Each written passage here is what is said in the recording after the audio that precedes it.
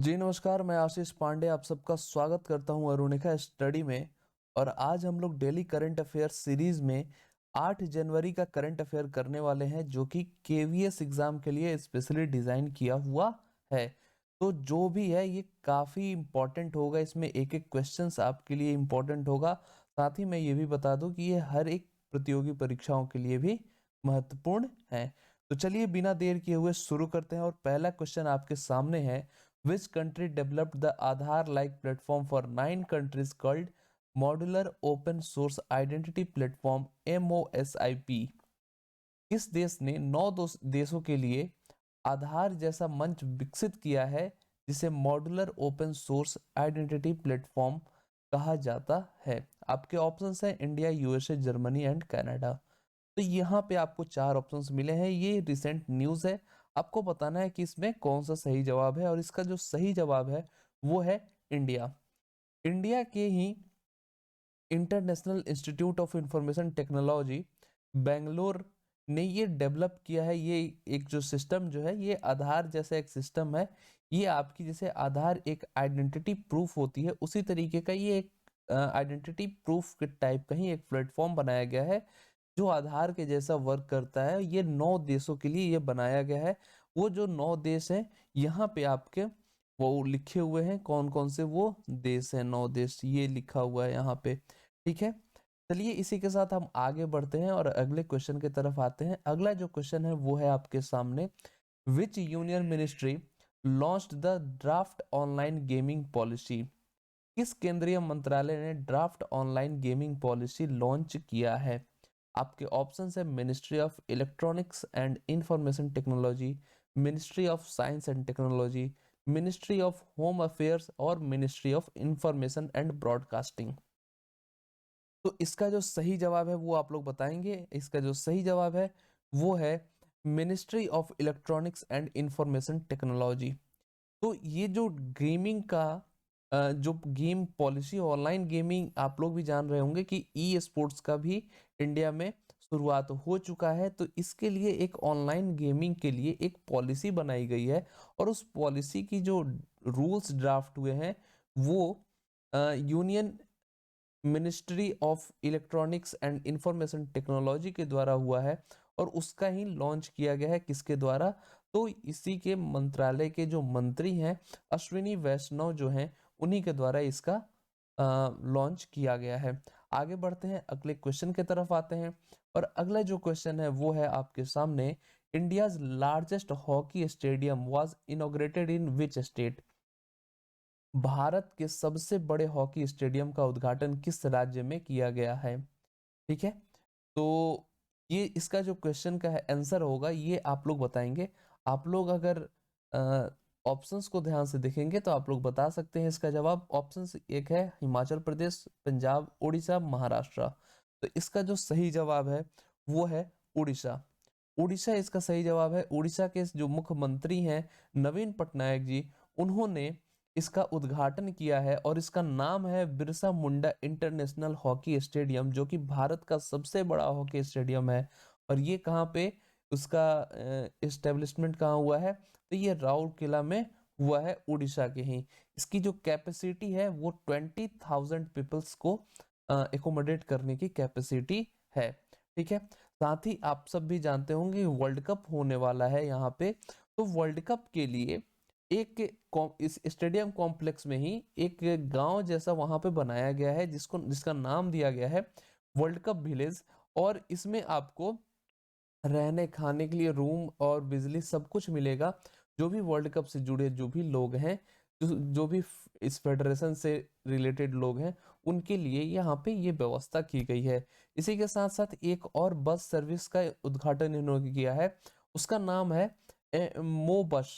ठीक है, ये सर्विस जो है, ये 30 व्हीकल्स इसमें आपको मिलेंगे। ये वर्ल्ड कप के दौरान ही होगा, और ये बस राउरकेला शहर में होगा, जिसमें आप आराम से मतलब कहीं भी ट्रैवल कर सकते हैं, मूवमेंट कर सकते हैं। ठीक, आगे बढ़ते हैं अगले क्वेश्चन की तरफ। और अगला जो क्वेश्चन है वो है आपके सामने। Who has inaugurated the 3 day north east कृषि कुंभ 2023 इन मेघालय? ठीक है, किसने मेघालय में 3 दिवसीय पूर्वोत्तर कृषि कुंभ 2023 का उद्घाटन किया है? ठीक है, और इसका जो ऑप्शन है वो है अमित शाह, नरेंद्र मोदी, नित्यानंद राय और नरेंद्र सिंह तोमर। तो सही जवाब आप लोग बताएंगे यहाँ पे। तो आपका जो इसमें सही जवाब होगा वो होगा नरेंद्र सिंह तोमर। तो नरेंद्र सिंह तोमर, आप सबको पता होगा कि ये union agriculture and farmers welfare minister हैं, और इन्होंने ही ये नॉर्थ ईस्ट कृषि कुंभ 2023 का उद्घाटन किया है, जो कि मेघालय में हुआ है। और ये जो 3 दिन का जो प्रोग्राम था, ये 5 से लेकर 7 जनवरी तक हुआ है। और साथ ही जो चीफ मिनिस्टर है मेघालय के वो है कॉनरेड सांगमा, और वहाँ के गवर्नर है बीडी मिश्रा, कैपिटल है शिलोंग। आगे बढ़ते हैं, अगले क्वेश्चन की तरफ आते हैं। और अगला जो क्वेश्चन है वो है आपके सामने। मैं 1 मिनट का समय दे देता हूं आपको, अगर नोट करना चाहते हैं तो इसे नोट कर लें। ये सब सारे एक एक क्वेश्चंस काफी इंपॉर्टेंट है केवीएस और साथ ही अदर कॉम्पिटिटिव एग्जाम्स के लिए, तो प्लीज इसको आप लोग अच्छे से तैयार करके रखिएगा। आगे बढ़ते हैं, अगले क्वेश्चन की तरफ आते हैं। अगला क्वेश्चन आपके सामने, the 17th Pravasi Bharatiya Divas convention is being organised in Indore from 8th to 10th January 2023 in collaboration with the government of which state? आप सबको पता होगा, अभी मैंने कुछ दिन पहले आपको बताया था प्रवासी भारतीय अवार्ड भी एक दिया जाने वाला है, और ये कहाँ के राष्ट्रपति को दिया जा रहा था ये भी आपको मैंने बताया था। ठीक है, तो इसी के साथ मैं बता रहा हूँ 21 लोगों को दिया जा रहा है, ये 17वां प्रवासी भारतीय दिवस मनाया जा रहा है, ये सब मैंने बताया था। और यही क्वेश्चन है कि ये किस गवर्नमेंट इंदौर में हो रहा है और किस गवर्नमेंट के कोलेब्रेशन से हो रहा है। तो अब तक तो आप लोग समझ गए होंगे कि इसका जो सही जवाब है वो है मध्य प्रदेश। ठीक है, तो इसका जो थीम है वो भी यहाँ पे लिखा हुआ है, आप लोग अगर चाहे तो इसे नोट डाउन कर सकते हैं। तो ये 8 से लेकर 10 तारीख तक चलने वाला है। 8 तारीख को युवा प्रवासी भारतीय दिवस मनाया जाएगा। ठीक है, 9 को इसका उद्घाटन होगा नरेंद्र मोदी के द्वारा, और 10 तारीख को ये प्रवासी भारतीय सम्मान अवार्ड जो है वो दिया जाएगा हमारे राष्ट्रपति द्रौपदी मुर्मू के द्वारा। ठीक है, इसमें जो चीफ गेस्ट है वो है गुयाना के राष्ट्रपति, और उनको भी ये अवार्ड मिलने वाला है। चलिए इसी के साथ हम आगे बढ़ते हैं और अगले क्वेश्चन पे आते हैं।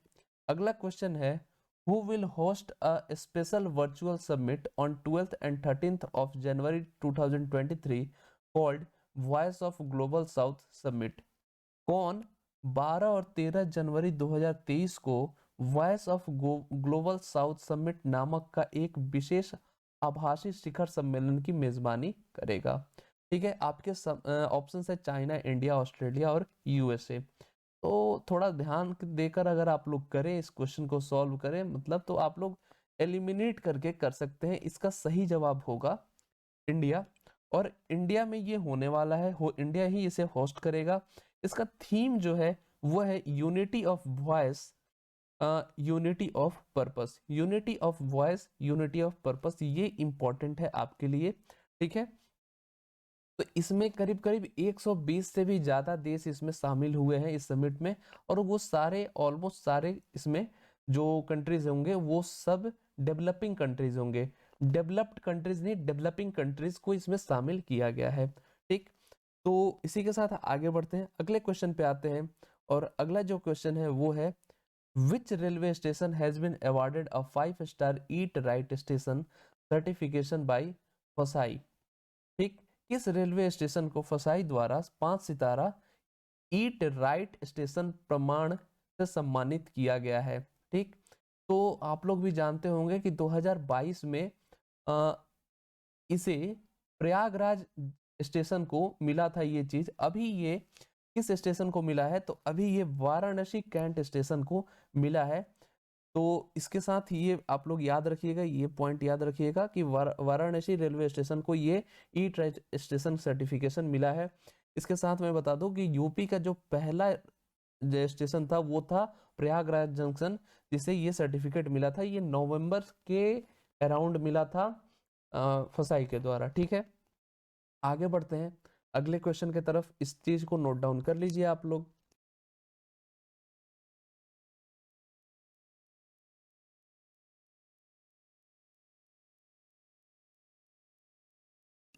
चलिए बढ़ते हैं अगले क्वेश्चन की तरफ। अगला क्वेश्चन है, recently the election commission has appointed Maithili Thakur as the state icon of which state. हाल ही में चुनाव आयोग ने मैथिली ठाकुर को किस राज्य के राज्य आइकन के रूप में नियुक्त किया है। ठीक, तो ये काफी चर्चा में भी था, सोशल मीडिया पे आप लोग काफी देख रहे होंगे। और ये जिस स्टेट से बिलोंग करती हैं उसी स्टेट के स्टेट आइकन के रूप में इन्हें बनाया गया है, इन्हें नियुक्त किया गया है। तो इसका जो सही जवाब होगा, तो यहाँ पे किसी भी ऑप्शन में इसका सही जवाब नहीं लिखा हुआ है, सारे ऑप्शंस यहाँ पे गलत हो गए हैं और ये टाइपिंग मिस्टेक हो सकता है। तो इसका जो सही जवाब है वो है बिहार। ठीक है, इसका जो सही जवाब है वो है बिहार। तो बिहार की ये स्टेट आइकन बनी हुई है, इलेक्शन कमीशन द्वारा इसे बनाया गया है। तो बिहार के जो गवर्नर है वो है, ये भी यहाँ पे गलत लिखा हुआ है।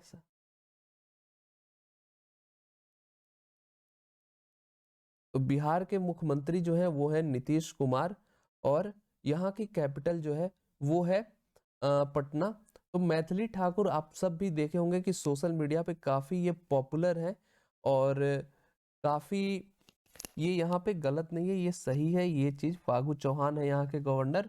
ठीक है, नीतीश कुमार मुख्यमंत्री है, पटना इसकी कैपिटल है। आगे बढ़ते हैं अगले क्वेश्चन पे आते हैं। अगला जो क्वेश्चन है वो है, international kite festival will be celebrated on the theme of. अंतरराष्ट्रीय पतंग महोत्सव किस विषय पर मनाया जाएगा। आप सबको पता होना चाहिए कि ये आज से ही शुरू हो रहा है और ये एक हफ्ते का एक फेस्टिवल मनाया जाता है, और ये 14 तारीख तक चलेगा, मकर संक्रांति तक ये चलेगा। और इसका जो थीम है इस साल का वो है G20। और इसका जो ऑर्गेनाइजेशन हो रहा है ये गुजरात में हो रहा है, और गुजरात के सीएम और गवर्नर कौन है ये आप लोग कमेंट सेक्शन में बताएंगे। आगे बढ़ते हैं अगले क्वेश्चन की तरफ आते हैं। अगला क्वेश्चन है, which state governor inaugurated octave 2023 at Tanjore. ठीक है, किस राज्य के राज्यपाल ने तंजौर में ऑक्टेव 2023 का उद्घाटन किया है। तो इसका जो सही जवाब है, आप लोग समझ सकते हैं तंजौर कहाँ पे है। तो तंजौर जो है वो है तमिलनाडु में, और इसका सही जवाब होगा तमिलनाडु। तो वहाँ के ही गवर्नर जो हैं RN रवि जी, उन्होंने ही इसका उद्घाटन किया है। ठीक है, इसमें कुछ स्टेट पार्टिसिपेट कर रहे हैं जैसे असम, मेघालय, मिजोरम, नागालैंड, सिक्किम, त्रिपुरा, मणिपुर एंड अरुणाचल प्रदेश। ठीक, तो ये जो भी स्टेट्स हैं ये आप लोग एक तरह से नोटिस करें तो ये नॉर्थ ईस्ट स्टेट्स हैं। ठीक है, तो नॉर्थ ईस्ट स्टेट्स और साथ में सिक्किम जो है वो भी इसमें भाग ले रहा है। 8 स्टेट इसमें हैं, और ये यूनियन कल्चर मिनिस्ट्री द्वारा ये कराया जा रहा है। और ये कब से कब तक हो रहा है हुआ है, ये 3 जनवरी से लेके 6 जनवरी तक हुआ है। आगे बढ़ते हैं, और यहाँ हमारा आज का जो करंट अफेयर था वो होता है समाप्त। ठीक है, तो उम्मीद करता हूँ कि आप लोग को भी ये अच्छा लगा होगा। और जो लोग चैनल पे नए होंगे हमारे टेलीग्राम, इंस्टा और फेसबुक को फॉलो कर सकते हैं, लिंक डिस्क्रिप्शन में दिया हुआ है। और चैनल पे जो नए होंगे चैनल को जरूर सब्सक्राइब करेंगे, वीडियो को लाइक और शेयर सभी लोग करेंगे। मिलते हैं आपसे अगले वीडियो में, तब तक के लिए tata bye bye and thank you. जय हिंद।